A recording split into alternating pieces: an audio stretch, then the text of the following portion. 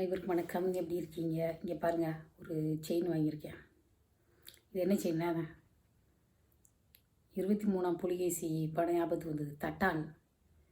தட்டானுக்கு சட்டை போட்டால் குட்டைப்பையன் கட்டையால் அடிப்பான். இந்த செயின் வாங்கினேன். இந்த இதை பார்த்தோன்னே அந்த ஞாபகம் தான் வந்தது. சரி, இன்றைக்கி நான் பேச போகிற விஷயம், லவ் ஃபெயிலியர் ஆனவங்களுக்கு அந்த புண்பட்ட மனதுக்கு சில மருந்து போடலான் இருக்கு.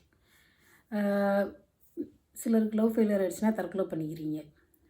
தற்கொலை பண்ணியிருக்கிறவங்களால இந்த வீடியோவை பார்க்க முடியாது. சரியா?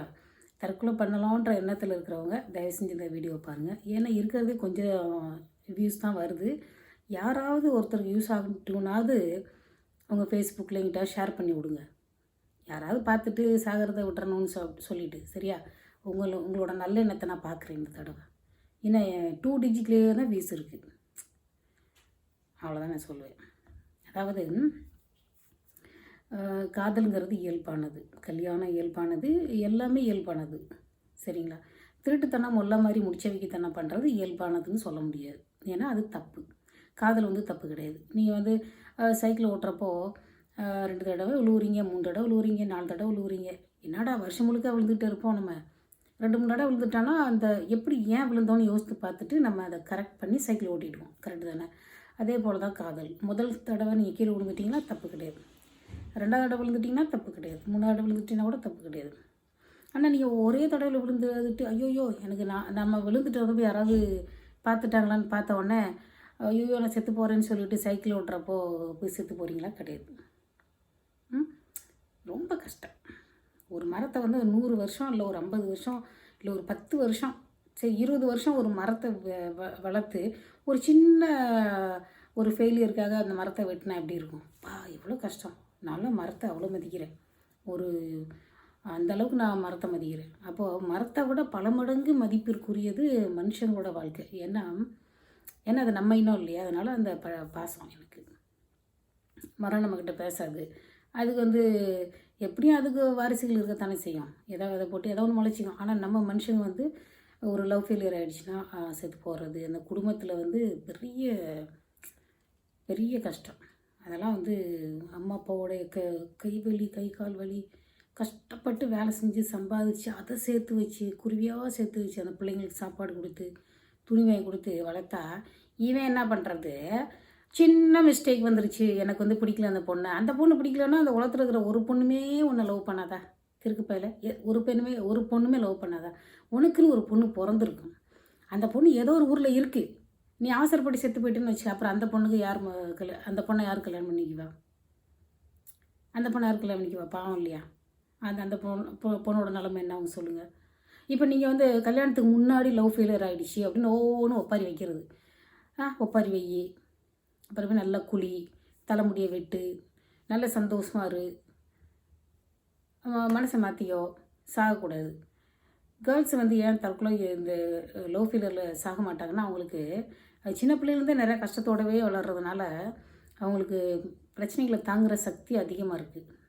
ஏன்னா அந்த பசங்களுக்கு கஷ்டமே இல்லாமல் எல்லாமே கிடைக்கிது. அதனால தான் லவ் ஃபெயிலியர்னால் தாங்கிக்க முடியல. இப்போ எனக்கெல்லாம் லவ் ஃபெயிலியர் ஆகவே கிடையாது. ஏன்னா நான் லவ் பண்ணல. அதாவது நான் லவ் பண்ணலான்னு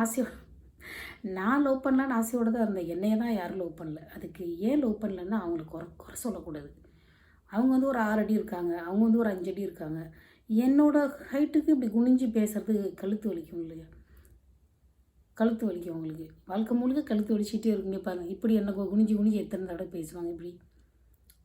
அதனால் என்னோடய ஹைட்டுனா நான் ஒரு 4.5 அடி இருப்பேன்னு வச்சுக்கோங்களேன். ஒரு 140 சென்டிமீட்டர், 48, 49, சரி ரவுண்டாக 150 வச்சுக்குவோம். 150 சென்டிமீட்டர் நான் ஹைட்டு. நான் உண்மையை தான் சொல்லுவேன். சரியா? இந்த ஹைட்டில் இருக்கிறவங்க சிலருக்கு உயரமாக இருப்பாங்க பசங்க. அவங்களுக்கெல்லாம் பிடிக்காது இல்லையா? அதனால நான் என்னை ஏன் லவ் பண்ணலன்னு நான் யாரையும் குத்தம் சொல்லலை. சரிங்களா? அதுக்கு நம்ம சின்ன பிள்ளைலேருந்து லவ் சாங்ஸாக கேட்டு வளர்ந்துருக்கோங்கிறது எத்தனை பேருக்கு தெரியும்? இல்லையா? அப்படி கேட்டதுனாலேயே லவ் பண்ண முடியுமா என்ன? சில லவ் மேரேஜஸ் கல்யாணத்துக்கு அப்புறம் ஃபெயிலியராக போடுது. சில அரேஞ்ச் மேரேஜஸ் கல்யாணத்துக்கு அப்புறம் ஃபெயிலியர் ஆகிடுது. ஆனால் நீங்கள் என்னடான்னா ஒரே ஒரு தடவை லவ் பண்ணிவிட்டு அதே பொண்ணை கல்யாணம் பண்ணணும்னு நினைக்கிறீங்க. அது சரிப்பட்டு வராது.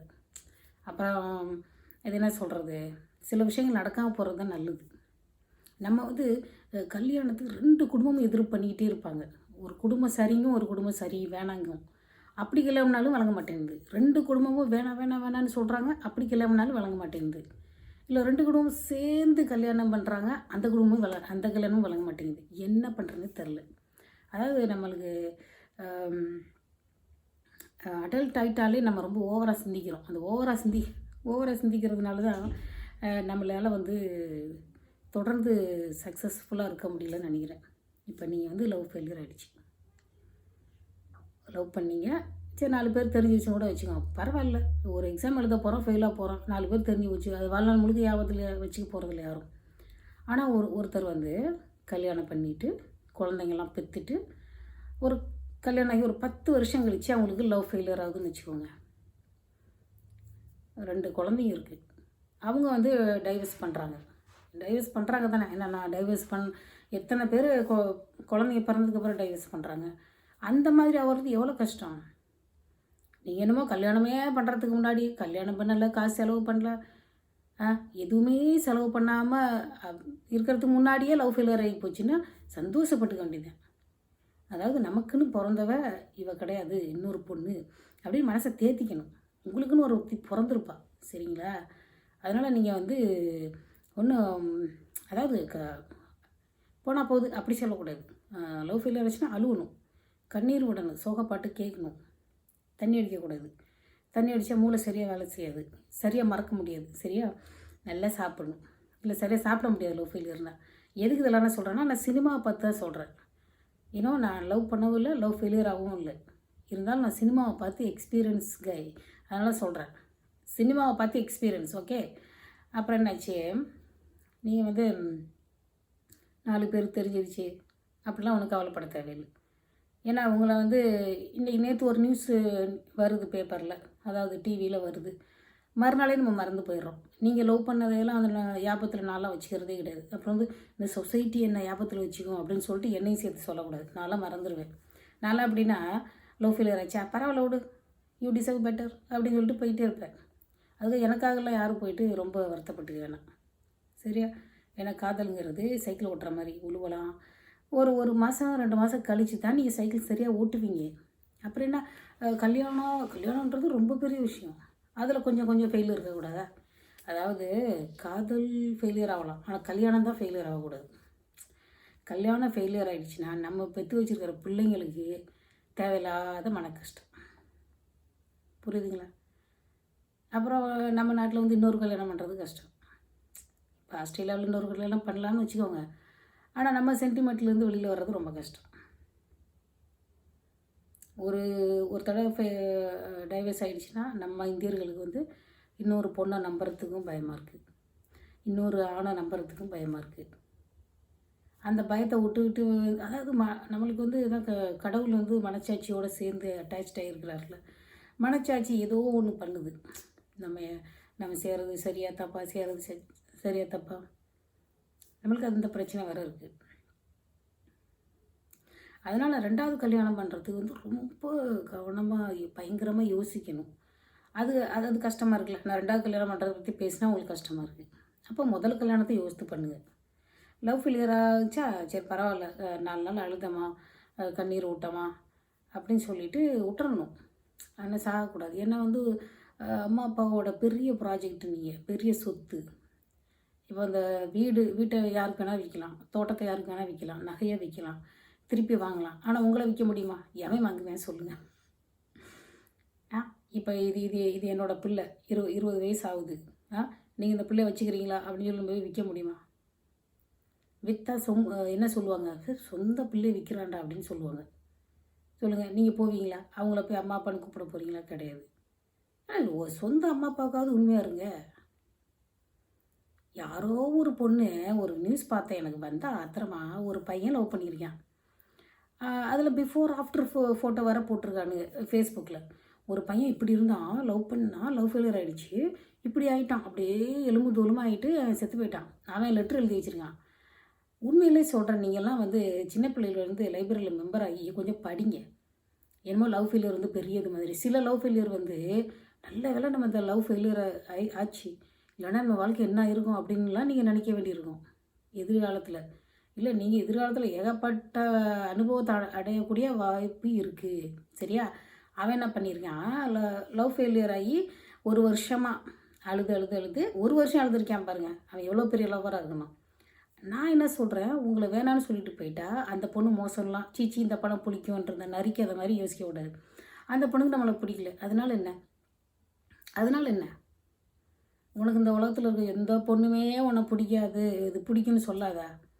இந்த பொண்ணுக்கு பிடிக்கல, இன்னொரு பொண்ணுக்கு பிடிக்கும். இல்லை இன்னொரு பொண்ணு அதுக்கும் பிடிக்கல, இன்னொரு பொண்ணுக்கு பிடிக்கும். அந்த பொண்ணை கல்யாணம் விட்டு போட்டு தாங்க நம்ம லவ் பண்ணுறோம். சரியா? அந்த பொண்ணு நம்மளை விரும்பலைன்னு சொல்லிடுச்சு, இல்லை கொஞ்ச நாள் லவ் பண்ணிட்டு வேணான்னு சொல்லிடுச்சு. அதுக்கு ஏதாவது காரணம் இருக்கும். சரி, அந்த பதிலை மதிக்கணும், முதல்ல மதிக்கணும். சின்ன குழந்த மாதிரி எனக்கு அந்த பொம்மை தான் வேணும்னு சொல்லிட்டு அழுதுட்டு என்ன பிரச்சனை? நம்ம அம்மா அப்பாவை மாற்ற முடியாது. லவ் பண்ண பொண்ணு தானே போனால் போதுன்னு விட்டுட்டு அந்த பொண்ணுக்கு வேறு எவனா கிடப்பேன், நமக்கு என்ன, நமக்கு ஒரு பொண்ணை பார்த்துட்டு போகலான்னு விட்டுட்டு 1 வாரமாக அழுதமா அப்படியே விட்டுறணும். ஒரு 2 மாதம் அழுவணும், அதுக்கு மேலெல்லாம் ஒன்றும் பிரயோஜனம் கிடையாது. ஏன் 1 வருஷமாக அழுதுருக்கேன், 1 வருஷமாக அழுது கொண்டோ இப்படி ஆகி உள்ளி ஆகி இப்படி ஒருத்தனை நான் பார்த்ததே கிடையாது. இவ்வளோ பிடிவாதக்காரனை தற்கொலை பண்ணிக்கிட்டு அந்த லெட்டரில் என்ன எழுதி வச்சுருக்கேன், பெரிய கவிதை எழுதி வச்சுருக்கேன். அதாவது நான் செத்துட்டேன்னா அந்த பொண்ணோட மடியில் என்னை படுக்க வைங்க, 1 நிமிஷம் படுக்க வைங்கன்னு எழுதி வச்சுருக்கேன். சரி, ஒன்றா வந்து ஒரு டெட் பாடி தூக்கிட்டு வந்து ஒரு பொண்ணை, அந்த பொண்ணை யோசிச்சு பாருங்கள், எந்த அம்மா அப்பாவது விடுவாங்களா? அந்த பொண்ணை கூட்டிகிட்டு வந்து அந்த பொண்ணோட மடியில் உட்கார வச்சு என்னை ஃபோட்டோ எடுத்து வீடியோ எடுத்து இதோ பாருங்கள் அப்படின்னா வீடியோ போட முடியும்? அந்த அம்மா அப்பா எப்படி விடுவாங்க? அந்த பொண்ணுக்கு கல்யாணம் ஆச்சா, கல்யாணம் ஆகலை, யாராவது விடுவாங்களா? கல்யாணம் ஆகலைன்னா கூட விடுவாங்களா? இவனோட டெட் பாடியை மடியில் வைக்கிறதுக்கு என்ன ஒரு கிறுக்குத்தானே பாருங்கள். நீ இப்படி ஒரு மூளையே இல்லாதவனெல்லாம் என்ன தான் பண்ணுறது? இவனெல்லாம் எப்படி சோறு போட்டு வளர்க்குறது? ஐயோ கஷ்டமே. அப்படி எழுதி வச்சுட்டு செத்து போயிருக்கேன். ஒரு பொண்ணை கூட்டிகிட்டு வந்து இங்கே பாரு மடி தானே லவ் பண்ணேன், நான் ஏற்கனவே வேணான்னு சொல்லிட்டேன், இவன் தான் இப்படி பண்ணுறான்னு சொல்லிடும் அந்த பொண்ணு, சொல்லுமா இல்லையா? 1 வருஷத்துக்கு முன்னாடி வேணான்னு சொன்ன பொண்ணை கூட்டிகிட்டு வந்து அந்த பொண்ணு மட்டியில் அவன் தலையை வைக்கணும். என்னடா இது? ஒரு அம்மா 10 மாதம் சுமந்து பெற்று இவனை பால் கொடுத்து இதெல்லாம் பேசவே கூடாது. லவ்வர்ஸுக்கு இதெல்லாம் பிடிக்காது. நான் இந்த 10 மாதம் சுமந்து பெற்று அப்படின்னு நான் சொன்னேன்னு வச்சுக்கோ, எங்கள் வீட்டிலே சிரிப்பாங்க. அம்மா 10 மாதம் அப்படின்னு நாங்கள் சொல்லி காமிக்கிறது. 10 மாதம் சுமந்து பெற்று வளர்த்ததெல்லாம் பற்றி இனிமேல் பேசக்கூடாது. That is cringe. Old staff இவங்கெல்லாம் வயசானவங்க 10 மாதம் அதெல்லாம் இனிமேல் சொல்லக்கூடாது. நம்ம என்ன சொன்னோன்னு, தம்பி செல்லம் நீ வந்து என்ன பண்ணுற, நீ தற்கொலை பண்ணிக்கிறதுனா பண்ணிக்கோ, உனக்கு அவள் தான் முக்கியம்னா நீ தற்கொலை பண்ணிக்கோ, அவள் தான் உன்னை வேணான்னு போயிட்டா கிறுக்கு பேல. நீ என்ன பண்ணுற, இத்தனை வருஷம் நாங்கள் உன்னை வளர்த்தோம்ல, சோறு ட்ரெஸ்ஸு ஸ்கூல் ஃபீஸு இந்த 3 மட்டும் கொடுத்துரு. இந்த 3 மட்டும் நீ சம்பாதிச்சு கொடுத்துட்டு அதுக்கப்புறம் மண்டையை போட்டுரு, பரலோகத்துக்கு போ. ஏன்னா அதையாவது நாங்கள் ஒரு பேங்க்கில் போட்டு வச்சு அந்த வட்டியாவது வாங்கி சாப்பிட்டுட்டு கடைசி காலத்தில் சாகுறோம். ஏன்னா எங்களால் ஒன்றை மாதிரி தற்கொலை பண்ணிக்க முடியாது அப்படின்னு சொல்லிடுறேன்னா வந்துட்டேன். நான் செலவு பண்ண காசை திருப்பி கொடுத்துட்றா அப்படின்னு சொல்லிடுங்க நீங்கள். சரியா? 3 செலவு பண்ணியிருக்கோம், அது திருப்பி கொடுத்துரு. அதுக்கப்புறம் நீ வந்து செத்து போய்க்கோ, எனக்கு ஒன்றும் பிரச்சனை கிடையாது அப்படி சொல்லணும். ஐயோ செத்து போகாத, நான் எப்படி வளர்த்தேன் அப்படின்னா அது கிரிஞ்சி. இப்போது எல்லாரும் தான் 10 மாதம் சுமந்து பெற்றுக்கிறாங்க, நீ மட்டும் என்ன 11 மாதமாக சுமந்த அப்படின்னு ஆயிரும். நம்ம அப்படி பேசுகிறோம்னு வச்சுக்கோங்க, 10 மாதம் சுமந்து பெற்றோம் அப்படின்னா அது காதில் விடுத்துருமா கேட்கும், அப்படி கேட்கும், புரியவே புரியாது. அப்படி நேராக வந்து உட்கார வச்சு, நானும் அந்த சொல்வேன், உட்கார வச்சு லவ் ஃபெயிலியர் அப்படி தானேப்பா. சரி, முதல்ல இந்த 3 செலவு பண்ணியிருக்கிறேன், அந்த காசு திருப்பி கொடுத்துரு. புரியுதா? இது 3 செலவு காசு திருப்பி கொடுக்குற வரைக்கும் நீ எங்கேயுமே போகக்கூடாது. வீட்டிலேருந்து வேலைக்கு போ. ஓடி போயிட்டுனா என்ன பண்ணுறது? வீட்டிலேருந்து வேலைக்கு போ, காசை திருப்பி கொடு. அதுக்கப்புறம் நான் வந்து உனக்கு பாய் சொல்கிறேன். ஏன்னா இந்த பயலுக்கு வந்து திடீர்னு செத்து போயிட்டா அந்த அடக்கம் பண்ணுற செலவு கூட நம்ம கடன் வாங்கி செய்ய வேண்டியிருக்கு. சில குடும்பங்களில் பையன் செத்து போயிட்டான் தற்கொலை பண்ணிக்கிட்டு அந்த அடக்கம் பண்ணுற செலவுக்கு அவங்க கடன் வாங்கிட்டு வந்து செலவு பண்ணுறாங்க. எவ்வளோ கஷ்டமாக இருக்கும். ஒரு 20 வயசு பையன், 25 வயசு பையன். அப்போ நமக்குலாம் இன்னும் நம்ம யோசித்து பாருங்கள், நமக்குலாம் வந்து முட்டி வலி, அந்த அம்மா அப்பாவுக்கு முட்டி வலி, குதிங்கால் வலி, கை வலி, இல்லை சிலருக்கு வந்து ஏதாவது வேறு நோய்கள் இருக்கலாம், கண் மங்கலாகும், சரியாக படிக்க முடியாது. அந்த மாதிரி சூழ்நிலையில வந்து நீங்கள் தற்கொலை பண்ணிக்கிட்டா, அப்போதைக்கு ஒரு ஒரு 50,000 கடன் இருக்குன்னு வச்சுக்கோங்க. அந்த கடனை விட்டுட்டு நம்ம புதுசாக ஒரு கடன் வாங்கி இவனை வந்து அடக்கம் பண்ணுறது. அந்த பொண்ணோட மனசை நீ வந்து நம்மளால ஒருத்தர் இறந்து போயிட்டானேன்ற அந்த கில்ட்டினஸை தான் நீ உருவாக்குறியே தவிர, வேறு என்ன பிரயோஜனம்? யாருக்குமே பிரயோஜனம் இல்லை. ஏன்னா அந்த பொண்ணோட வாழ்க்கை அந்த பொண்ணு வாழணும். ஏன்னா ஒன்றும் அந்த பொண்ணுக்கு பிடிக்கல. பிடிக்காத ஒருத்தனுக்காக அந்த பொண்ணு வாழ்நாள் முழுக்க கல்யாணம் பண்ணாமல் இருக்க முடியுமா? உன்னை தான் ஏற்கனவே பிடிக்கலன்னு சொல்லிடுச்சே. நீ அந்த பொண்ணோட மனசில் இல்லை. அப்போ அந்த பொண்ணு கல்யாணம் பண்ணி நல்லாயிருக்கும். நீ என்ன பண்ணுறா? சிங்கிச்சான்னு பாடையில் போயிடுவேன். அம்மா அப்பாவுக்கு எவ்வளோ பெரிய நஷ்டம் யோசித்து பாருங்கள். அதனால் இனிமேல் லவ் ஃபெயிலியர் ஆனவனுங்க கொஞ்சம் அரமண்டல் பயலுங்க, அப்படி தான் நான் சொல்லுவேன். ஏன்னா வந்து நீ அதாவது நம்ம வந்து வேணான்னு சொல்லிட்டு போகிற ஒருத்தருக்கு நீ எவ்வளோ மரியாதை கொடுக்குற? என்னெல்லாம் யாராவது வேணான்னு சொன்ன வச்சுக்க, ரொம்ப நன்றி, போயிட்டு வாங்க, டாட்டா அப்படின்னு நான் சொல்லிடுவேன். நல்லா தற்கொலையெல்லாம் பண்ணிக்கிற ஆள் கிடையாது. ஸோ ஏதாவது எங்கள் அம்மா எல்லாம் 85 வயசு வரைக்கும் இருந்தது. நான் அவ்வளோலாம் இருக்க விரும்பலை. ஏன்னா 85 வயசுங்கிறது ரொம்ப ஜாஸ்தி. ஏன்னா அதில் எத்தனை வருஷம் நம்ம வயசு ஆகிடுச்சின்னு வச்சுக்கோங்க, நம்மக்கிட்ட எப்படி பாசமாக இருப்பாங்களோ. இல்லை நமக்கு இந்த ஃபோன் டெக்னாலஜி எனக்கு இப்போவே தெரியல. நான் 85 வயசாக இருக்கிறப்போ பறக்கிற காரெலாம் கண்டுபிடிச்சிருவானுங்க, பெரிய தொல்லை. எனக்கு அவ்வளோ கஷ்டம் இல்லை வேணாம். ஏன்னா எங்கள் அம்மாவோட வாழ்க்கையை பார்க்குறப்ப அப்படி இருக்குது. இன்னொரு நாளைக்கு பேசுவோம் அதை பற்றி. அதனால் நீங்கள் லவ் ஃபெயிலியர் ஆச்சுன்னா, அதாவது காதலுங்கிறது ரகசியம் பண்ணுது. அதாவது களவு கற்புன்றது. களவுனா காதலிக்கிற டைம், கற்புன்றது கல்யாணம் பண்ணிட்டு வாழ்கிற டைம். களவு அப்படின்னா ரெண்டு மீனிங் இருக்குது. ஒன்றுனா திருடுறது, இன்னொன்று அது ரகசியமாகவே இருக்கப்பட வேண்டிய ஒரு விஷயம். நம்ம வந்து ஏதோ அவசரத்தில் நம்ம யார்கிட்ட சொல்கிறோம்னு வச்சுக்கோங்க, அவங்க மறக்கவே மாட்டாங்க. அதாவது ஒருத்தரை வந்து ஒன் சைடாக லவ் பண்ணால் கூட, இந்த பொண்ணை அவனை லவ் பண்ணிச்சு, இந்த பொண்ணை ஒன் சைடுங்கிறது ஒரு கம்பெனிக்கு நம்ம அப்ளிகேஷன் போடுறது. அப்ளிகேஷன் போட்டு அந்த அப்ளிகேஷன் ரிஜெக்ட் ஆகிடுச்சு. ஆனால் நம்ம வந்து அந்த இடத்துல நம்ம வந்து ஒர்க் எக்ஸ்பீரியன்ஸ் கொடுக்க முடியுமா சொல்லுங்கள்? I just apply for the company, they rejected me. ஆனால் அங்கே அந்த பொண்ணு அந்த கம்பெனிக்கு அப்ளிகேஷன் போட்டுச்சுன்னு ஒரு பெரிய குற்றம் மாதிரி பேசுகிறாங்க. புரியுதுங்களா? ஒரு பையன் வந்து ஒரு பொண்ணை அப்ரோச் பண்ணுறது, ஒரு இடத்துல போயிட்டு கம்பெனியில் சேர்ந்து ஒரு வருஷம் வேலை செஞ்சாங்கன்னா அதுதான் ஒர்க் எக்ஸ்பீரியன்ஸு. அப்ளிகேஷன் போட்டது இல்லாமல் நம்ம சொல்லிகிட்டே தெரியும். உங்களோட ஒர்க் எக்ஸ்பீரியன்ஸ் என்னென்னா, நான் அந்த கம்பெனிக்கு அப்ளிகேஷன் போட்டேன், இந்த கம்பெனிக்கு அப்ளிகேஷன் போட்டேன், அந்த கம்பெனிக்கு அப்ளிகேஷன் போட்டேன்னு சொல்லுவோம். ஒன் சைடில் அப்படி தாண்டா. என்ன உங்களுக்கு புரியவே மாட்டேங்குது? எல்லாரும் லவ் பண்ண முடியாது. நான் வந்து அஜித் மாதிரி ஒரு பையனை லவ் பண்ணால் என்னை இப்படி குனிஞ்சு பார்த்துட்டு எவ்வளோ நாள் பேசுவான் சொல்லுங்கள்? அது வேணான்னு தான் சொல்லுவான். நம்ம அதாவது இந்த கடையில் விலை உயர்ந்த பொம்மையை தான் பிள்ளைங்க கேட்கும். அதுபோல் விலை உயர்ந்த மனிதர்கள், ரொம்ப எக்ஸ்பென்சிவான ஆட்கள், எக்ஸ்பென்சிவான ஒரு வாழ்க்கையில் இருக்கிறவங்கள போய் நம்ம வேடிக்கை பார்க்கலாமே தவிர லவ் பண்ண முடியாது, கல்யாணம் பண்ண முடியாது. சரியா? நல்ல ஒரு பணக்கார பையனை நான் லவ் பண்ணுறேன்னு வச்சுக்கோங்க, கல்யாணம் பண்ண முடியுமா? விரலுக்கேற்ற வீக்கம் தானே. இந்த விரல் இருக்குன்னா இது இவ்வளோ தான் வீங்கணும். இவ்வளோ பெருசாக வீங்கிச்சுன்னா என்ன பண்ணுறது? இப்படி தான் தொங்க விட்டுக்கிட்டே தெரியணும். அதாவது சூழ்நிலைக்கு ஏற்ற மாதிரி தான் இருக்கணும். புரியுதுங்களா? சைக்கிளில் போகிறோமா சைக்கிளில் போகலாம், பைக்கு, கார்னால் காரில் போகிறாங்க. இது ஒன்றும் பெரிய அதிசயம்லாம் கிடையாது. அவங்க வீட்டுக்கு போய் பாருங்கள், அவங்களும் 3 நேரம் சாப்பிடுவாங்க, தூங்குவாங்க. ஒரு ஓட்டு வீட்டில் இருந்தாலும் அவங்களும் 3 நேரம் சாப்பிடுவாங்க, தூங்குவாங்க, பேசுவாங்க, அன்பாக இருப்பாங்க, கோயிலுக்கு போவாங்க, வருவாங்க. அவ்வளோதான், ஒன்றுமே கிடையாது. நீ வாழ்க்கையில் எப்படி வாழ்கிறங்கிறது அந்த மராத்தான் ஓட்ட மாதிரி. நீ இங்கேருந்து ஆரம்பித்து இங்கேருந்து முடியுதுன்னு வச்சுக்கோ. இதுக்குள்ளே நீ எப்படி வாழ்கிறங்கிறது தான் முக்கியமே தவிர, நீ ஏழையாக இருக்கியா, பணக்காரனாக இருக்கியா, மிடில் கிளாஸாக இருக்கியா அப்படிங்கிறது முக்கியம் இல்லை. நீ நேர்மையாக வாழ்கிறியா, ஏமாத்துறியா, சீட்டிங் பண்ணுறியாங்கிறது தான் முக்கியம். லவ் ஃபெயிலியருங்கிறது ஒரு முக்கியம் கிடையாது. லவ் ஃபெயிலியருங்கிறது சைக்கிள் ஓட்டுறப்ப கீழே விழுவுற மாதிரி. புரியுதுங்களா? அப்புறம் கொஞ்ச நாள் நல்லா ஓட்ட கற்றுட்டதுக்கப்புறம் நான் விழுந்த இடத்த பார்க்குறப்ப சிரிப்பு வரும். சரி, இங்கே தான் ஒரு நாள் விழுந்தேன் அப்படின்னு. அந்த ஒரு நாள் விழுந்ததுக்கோசரம் அப்படியே போய்ட்டு அதை சாகக்கூடாது. சரியா? வெளியில் சவுண்டு கேட்குது, யாராவது உள்ளே வருவாங்கன்னு நினைக்கிறேன். இதோட இந்த வீடியோ முடிச்சுக்கலாம்.